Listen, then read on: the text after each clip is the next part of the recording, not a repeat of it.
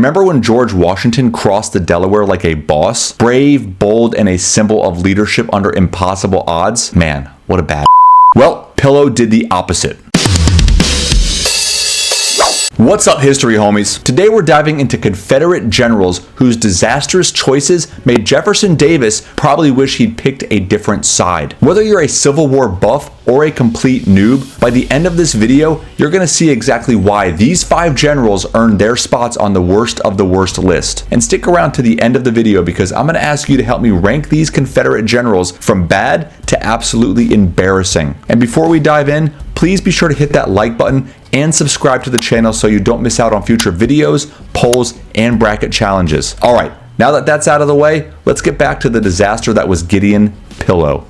Confederate General Gideon Johnson Pillow had risen fast thanks to political connections, not skill. At the Battle of Belmont, he immediately blundered. He sent troops into woods that gave Union troops perfect cover. But somehow, by sheer luck, he forced a temporary retreat. Like a soccer game though, the battle ended in a tie. The real story was Pillow's erratic leadership. He was reactive, indecisive, and entirely dependent on others. And at Fort Donelson, he was much, much worse. Alongside John B. Floyd and Simon Buckner, Pillow could have led a breakout before Grant's forces fully encircled the fort. Woulda, coulda, shoulda. Instead, Pillow froze. He ordered men back into the trenches, and he hit the pause button. And Grant being Grant, he seized the moment and forced the fort's surrender. And then came the infamous coward's move. Pillow abandoned his troops under the cover of night and rowed across the Cumberland River in a tiny boat, leaving Buckner to surrender all by himself. Against all reason, Jefferson Davis kept giving him commands. What were you thinking, JD? Look,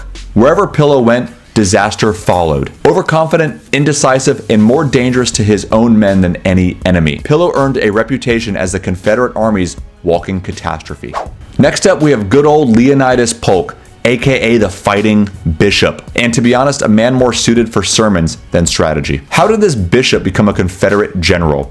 Let's see. He was an Episcopalian bishop. That's not exactly transferable. He was also a Tennessee planter.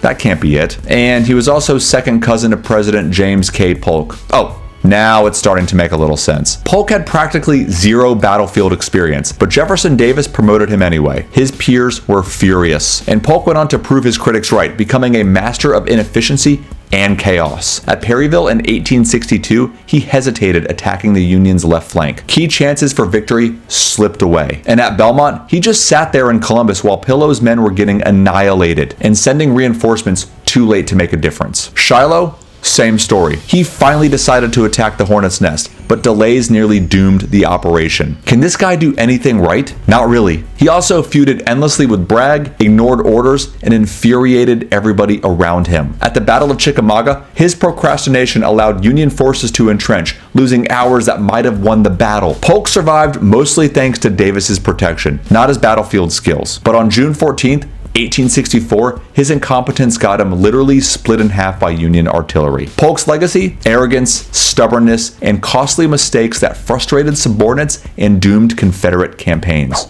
Next up, we have Theophilus Hunter Holmes, also known as Granny by his troops. Not exactly a flattering nickname. Born into a prominent North Carolina family, his father was a governor and a congressman. So naturally, Holmes leveraged these connections to get into West Point, graduating 44th out of 46. When the Civil War began, Holmes resigned from the U.S. Army and joined the Confederacy, which was probably a blessing in disguise for the Union. Robert E. Lee described him as slow and passive. Yet despite this, Holmes climbed the ladder to lieutenant general, taking command of the Trans-Mississippi Department. Here he faced poor trained militias, ill-equipped troops, and civilians more interested in dodging drafts than fighting. Campaigns in Arkansas failed or ended in retreat. His attempts to relieve Vicksburg flopped. By early 1864, fatigue, memory lapses, and the difficulty of commanding far-flung outposts forced him to step down. He never won any major battles, he inspired very few people, and often seemed content just to keep the army barely functional. Holmes was a very loyal general to the Confederacy, but he was hopelessly ineffective throughout the Civil War.